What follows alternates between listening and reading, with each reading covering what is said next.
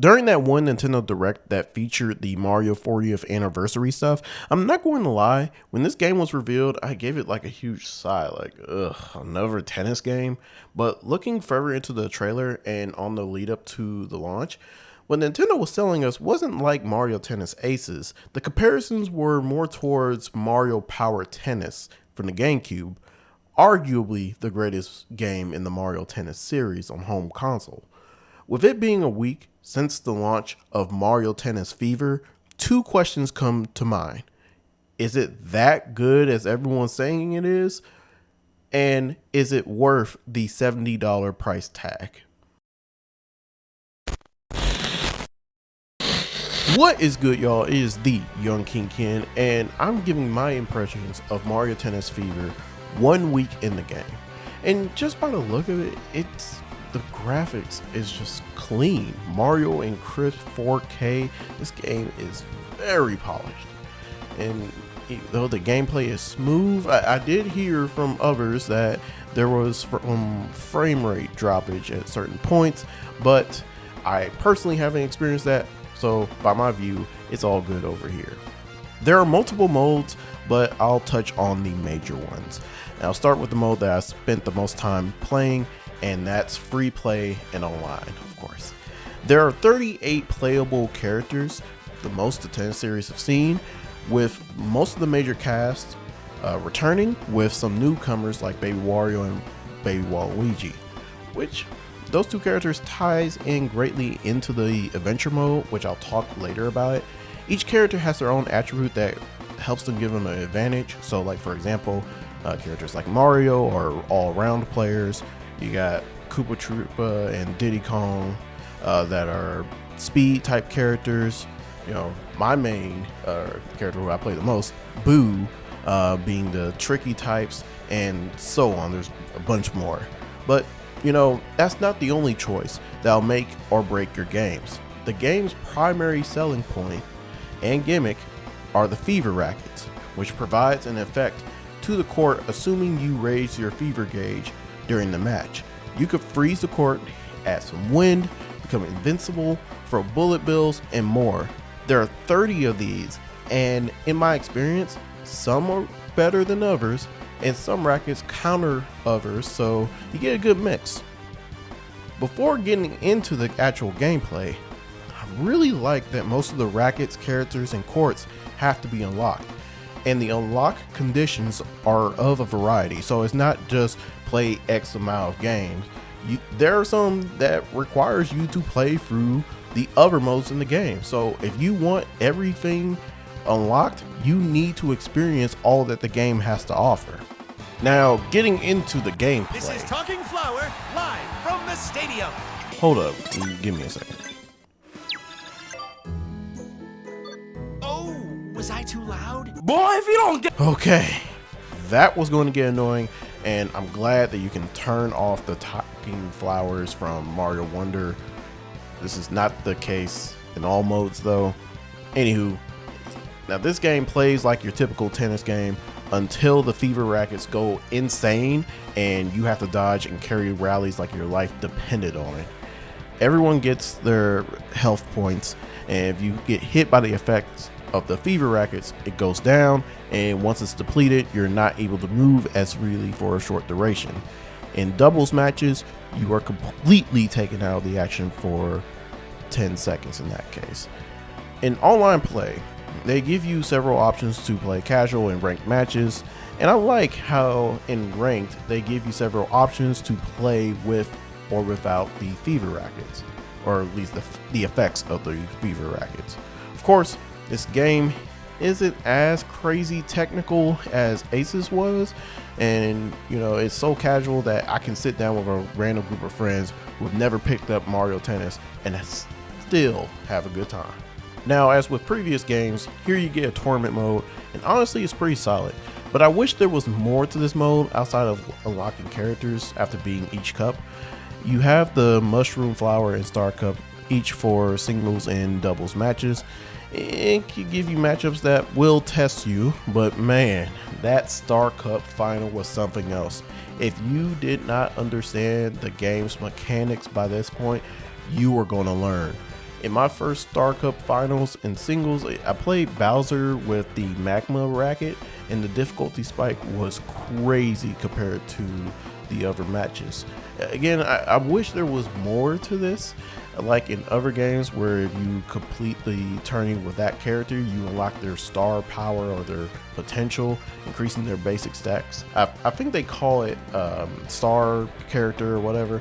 That would give it more replayability, especially in that mode. But once you're done with all the tourneys, it's just better to just play a more difficult match in free play or online. Next, I want to talk about the mix it up modes that provide unique challenges that you won't find in the regular matches. There's a nice variety here, and it provides a nice change of pace versus the normal matches. My favorites are the pinball match and the Wonder Court match. The pinball match really have you eyeing the entire court and tests those reflexes, and it could just be all cool in 1 second, and then in the next everything is just flying across the stage. The Wonder stage is similar, but as you progress and hit that Wonder flower, the stage gets wacky and you're eyeing to hit those Wonder seeds and gain points. Matches can be short or pretty lengthy depending on how the match goes, and then you got your score challenges like the traditional ring shot and the challenges where you hit the ball in specific areas. I can see myself coming back to these time and time again. Then you got the trial towers, where you need to go through a series of challenges which really trains you on the game's mechanics.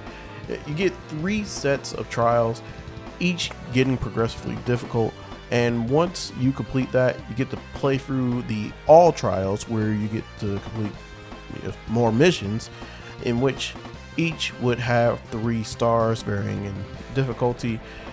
And as I'm getting through these, some were giving me a good challenge, and they're pretty fun to go back to as well.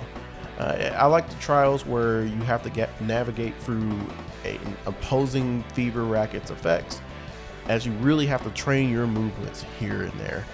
It's honestly great practice for an online match.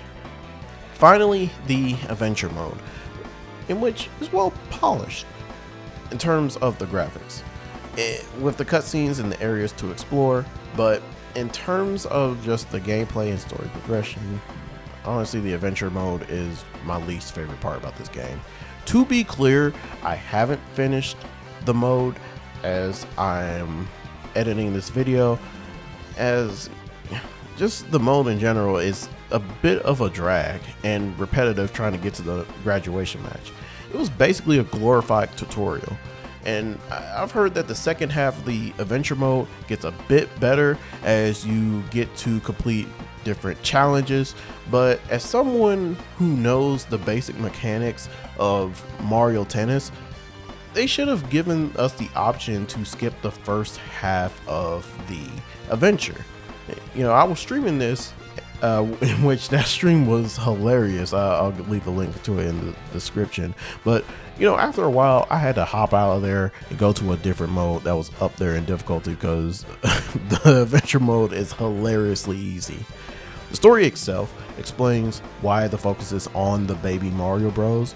And the new edition of the baby Wario Bros, as their original selves were turned into baby versions as they were trying to get a golden apple, because Daisy came out with an illness and that was the way to cure her. I mean, it's pretty mad. It's really pretty mad, but it's unique, so I'll give it credit. Overall, if you're mainly looking forward to the adventure mode of the game, set your expectations low, as the adventure isn't really something to hit home about. But everything else is pretty good. Now, I would say, is this better than Mario Power Tennis for the GameCube?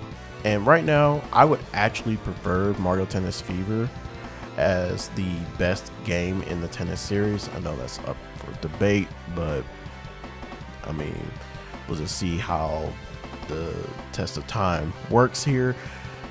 I mean, really, Mario Tennis Fever has a variety of characters, rackets, and modes that you can explore and mix. And on top of that, you have the online mode where the ranked mode actually makes you want to play more and get good at the game. Power Tennis for the GameCube was great, but each special ability was only tied to each character. And in Aces, the last tennis game, was very technical, and that game drip feed us with content that should have been in the base game. Now, Fever feels like a complete game with plenty to do.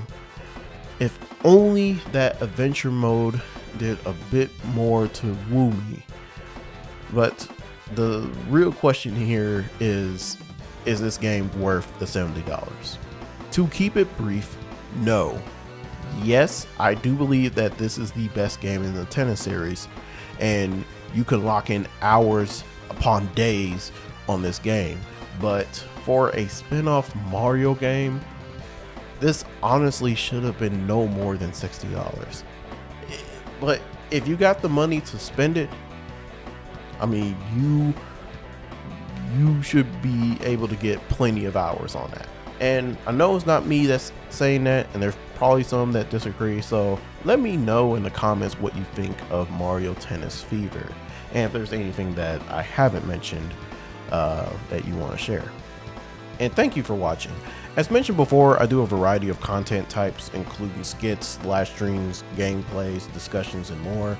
So if you like the video, please give it a like, subscribe, and hit that notification bell for live updates. And until the next one, I would like for y'all to keep our kingdom seasoned. Y'all.